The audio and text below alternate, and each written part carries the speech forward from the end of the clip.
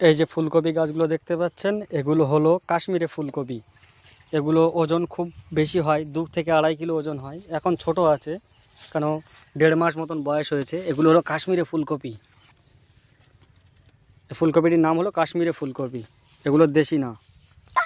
এইগুলো আমাদের দেশীয় ভাষায় বলা হয় মেটে পালন, পালন শাক। আমাদের বাঙালি ভাষায় বলা এটাকে পালন শাক। দেখতে পাচ্ছেন কত সুন্দর চাষ হয়েছে।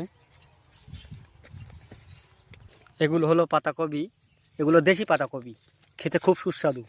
এগুলো এখন ছোট আছে, আরও বড় হবে। এটা হলো আলু ক্ষেত। এই আলুটা হচ্ছে জ্যোতি আলু। জ্যোতি সাধারণত যেটা মার্কেটে সবচেয়ে বেশি চলে, জ্যোতি আলু। আর এগুলো হচ্ছে দেশীয় ঝুরি বেগুন।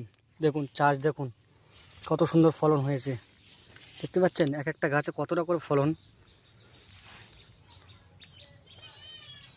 দেখুন।